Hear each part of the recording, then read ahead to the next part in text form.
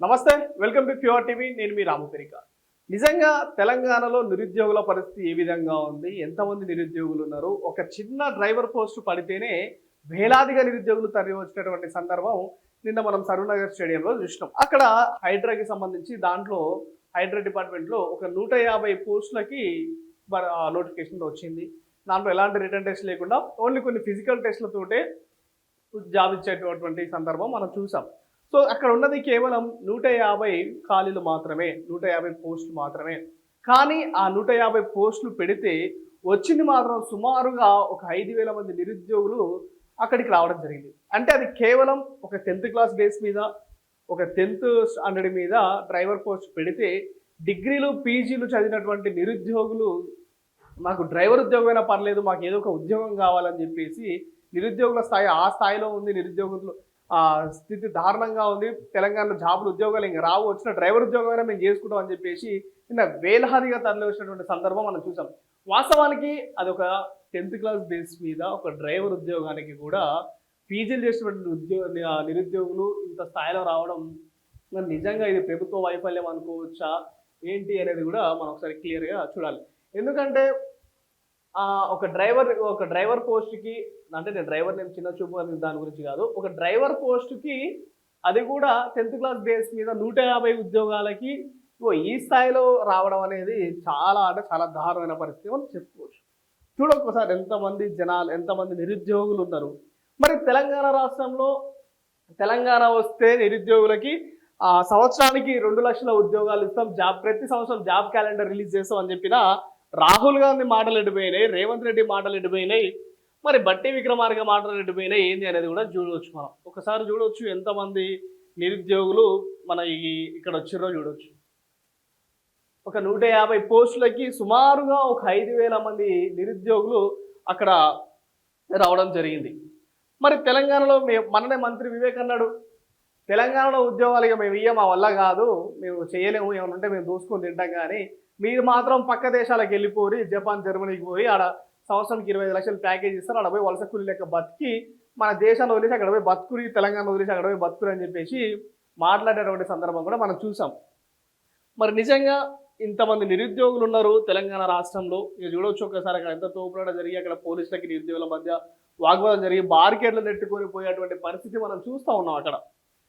మరి ఇంత దారుణంగా నిరుద్యోగుల పరిస్థితి ఎందుకు వచ్చింది, మరి దీనికి కారణం ఎవరు అంటే ఖచ్చితంగా 100కి 100% తెలంగాణ రాష్ట్రంలో తెలంగాణ ప్రభుత్వాన్ని పరిపాలిస్తున్నటువంటి తెలంగాణ ప్రభుత్వానిది అని చెప్పేసి 100% మనందరికీ క్లియర్గా అర్థమవుతుంది. అది గత ప్రభుత్వమైన బీఆర్ఎస్ కావచ్చు, ప్రస్తుత ప్రభుత్వమైన కాంగ్రెస్ కావచ్చు.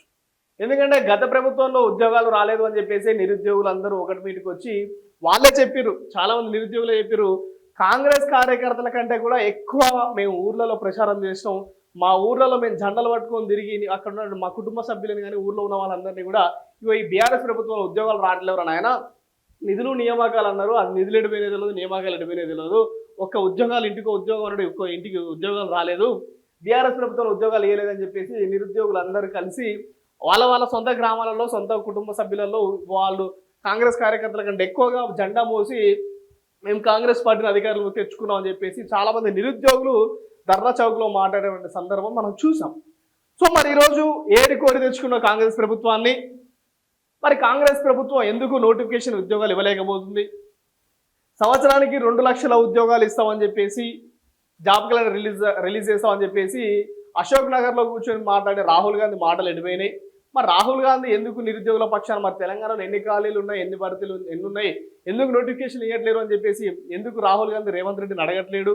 మరి ఎందుకు రేవంత్ రెడ్డి అక్కడ ఉన్నటువంటి ఖాళీలను భర్తీ చేయట్లేడు? అంటే ఖాళీలు లేవా, నోటిఫికేషన్స్ లేవా, అన్ని ఫిల్ అయిపోయి ఉన్నాయా, పొజిషన్స్ అన్ని ఫిల్ అయి ఉన్నాయా అంటే మరి ఆ రోజు ఫిల్ అయి ఉన్న విషయం మీకు తెలియదా? మరి మీరు నోటిఫికేషన్ ఇచ్చేటప్పుడు, మీరు ఎన్నికల హామీ ఇచ్చినప్పుడు మీకు తెలియదా తెలంగాణలో ఎన్ని ఉద్యోగాలు ఖాళీ ఉన్నాయి? ప్రతిపక్షంలో ఉన్నప్పుడు ఏ డిపార్ట్మెంట్లో ఏ శాఖలో ఎన్ని ఉద్యోగాలు ఖాళీలు ఉన్నాయి, ఎంత భర్తీ చేయొచ్చో ఫుల్ డాటా మీ దగ్గర ఉంచుకునే కదా మీరు తెలంగాణలో 8 లక్షల ఉద్యోగాలు ఖాళీగా ఉన్నాయి, ప్రతి సంవత్సరం 2 లక్షలతో జాబ్ క్యాలెండర్ రిలీజ్ చేస్తామని చెప్పి మాట్లాడినారు మీరు. కానీ మరి ఈరోజు చూడొచ్చు మరి దారుణంగా తెలంగాణ రాష్ట్రంలో ఒక 150 పోస్టుల కోసం 5,000 వరకు నిరుద్యోగులు అక్కడికి వచ్చి ఇప్పుడు నైట్ నుంచి అక్కడ ఉన్నారు. 8-9 తేదీలలో 150 డ్రైవర్ పోస్టులకు ఖాళీగా ఉన్నాయని చెప్పేసి నోటిఫికేషన్ వస్తే పేపర్కి రావడం జరిగింది. దానికి సంబంధించి అక్కడికి రాత్రి నుంచే చేరుకున్నారు. రాత్రి నుంచి అక్కడికి చేరుకొని ఆ జాబ్ కోసం అయితే ఇంతమంది ట్రై చేసినటువంటి విషయం. మరి వాస్తవంగా గత ప్రభుత్వంలో కావచ్చు, ప్రస్తుత ప్రభుత్వంలో కావచ్చు, ఉద్యోగాలు లేకపోవడం, ఇగో నిరుద్యోగులు ఈ స్థాయికి ఇలా వాళ్ళ బతుకులు ఇలా చిన్నబన్నం చేయడంలో కాంగ్రెస్ ప్రభుత్వం మరియు గతంలో ఉన్నటువంటి బీఆర్ఎస్ ప్రభుత్వం విజయం సాధించిందని చెప్పుకోవచ్చు. ఎందుకంటే నిరుద్యోగుల బతుకులతో ఆడుకోవడం, నిరుద్యోగుల బతుకుల్ని నాశనం చేయడం కోసమే ఈ రాష్ట్రాలు ఈ విధంగా చేస్తూ ఉన్నాయి. రాష్ట్ర ప్రభుత్వాలు ఇలా చేస్తున్నాయి.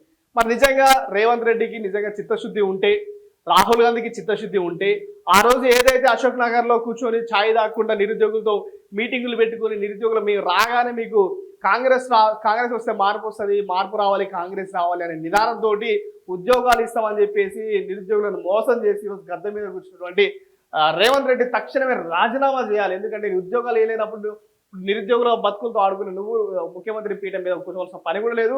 మీరు రాజీనామా చేసేసేయండి. నిరుద్యోగులు ఎవరినో ఒకరి నిలబెట్టి వాళ్ళకే గెలిపించేయండి. వాళ్ళ ఉద్యోగాలు వాళ్ళే చేసుకుని బతుకుతారు. నిజంగా మరి ఇలాంటి ధోరణి మనం చూస్తూ ఉన్నాం.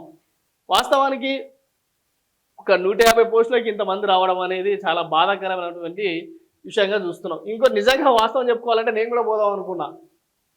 ఆడ మరి డ్రైవర్ పోస్ట్కి ఇంతమంది వస్తారో రారో, 150 ఉద్యోగాలు ఉన్నాయి కదా, వస్తారో రారో, నేను కూడా పోదాం అని చెప్పి అనుకున్నా. నేను కూడా అందులో ఏదో ఒక జాబ్ వస్తుంది. డ్రైవర్ పోస్ట్తో పాటు ఇంకోటి ఏదో పోస్ట్ కూడా ఉంది, అసిస్టెంట్ దాంట్లో కూడా ఉన్నాయి. నేను కూడా పోదాం అనుకున్నా. నేను కూడా పోతే నా పరిస్థితిలో తొక్కేద్దరేమో, ఇంతమంది ఉన్నాయి, తొక్కిసలాట మనం కూడా పోదాం. మరి నిజంగా ఇంత ఘోరంగా ఇంత దారుణంగా ఉంది తెలంగాణలో నిరుద్యోగుల పరిస్థితి. కాబట్టి తక్షణమే రాష్ట్ర ప్రభుత్వం చర్య తీసుకొని ఏదైతే మీరు ఎస్ఐ కానిస్టేబుల్ ఉద్యోగాలు 7,000కి అయితే నోటిఫికేషన్ రిలీజ్ చేసారో దాన్ని మళ్ళీ ఒక్కసారి పునరాయించుకొని దాంట్లో మార్పులు చేసి ఖచ్చితంగా నిరుద్యోగులు ఏదైతే 19,000 ఉద్యోగాలు కావాలని చెప్పేసి అడుగుతున్నారో ఆ 19,000 ఉద్యోగాలన్నా ఇవ్వండి అని చెప్పేసి తెలంగాణ రాష్ట్ర యువత కాంగ్రెస్ ప్రభుత్వాన్ని అడుగుతుంది. మరి చూద్దాం కాంగ్రెస్ ప్రభుత్వం దీని మీద ఏమైనా స్పందిస్తుందా, మరి ఆ ఉద్యోగాల నోటిఫికేషన్ మార్చే అవకాశాలు ఉందా, మరి ఇట్లా డ్రైవర్ పోస్టుల కోసం కావచ్చు, మిగతా పోస్టుల కోసం కావచ్చు, 150 పోస్టుల కోసం ఇంతమంది నిరుద్యోగులు వస్తున్నారు. మరి నిరుద్యోగుల బతుకులు ఏమైనా మారుస్తుందా అని చెప్పేసి మనం రానున్న రోజుల్లో చూద్దాం. ఖచ్చితంగా ఈ QRTV వేదికగా ప్రతిరోజు ప్రభుత్వాన్ని ఈ నిరుద్యోగుల పక్షాన మనం ప్రశ్నిస్తూనే ఉంటాం. కాబట్టి ఖచ్చితంగా తెలంగాణలో నిరుద్యోగులు కావచ్చు, తెలంగాణలో మోసపోతున్నటువంటి ప్రజలు కాంగ్రెస్ పార్టీని నమ్మి కాంగ్రెస్ పార్టీకి ఓటేసి, నాట్ ఓన్లీ కాంగ్రెస్ పార్టీ, గతంలో బీఆర్ఎస్ పార్టీని అయినా నమ్మి ఓటేసినటువంటి ప్రజలందరికీ చెప్తున్నాం, మీరు ఖచ్చితంగా ఓటేసే ముందు ఖచ్చితంగా ఒకసారి ఆలోచించుకొని ఓటేయాలని చెప్పేసి మళ్ళీ చెప్తా ఉన్నాం. QRTV వేదికగా చెప్తా ఉన్నాం. సో ఈ నిరుద్యోగుల పక్షాన మేము ప్రతిరోజు మాట్లాడుతూనే ఉంటాం. కాబట్టి ఖచ్చితంగా మన QRTVని సబ్స్క్రైబ్ చేసుకోండి, సపోర్ట్ చేయండి, లైక్ చేయండి. Thank you.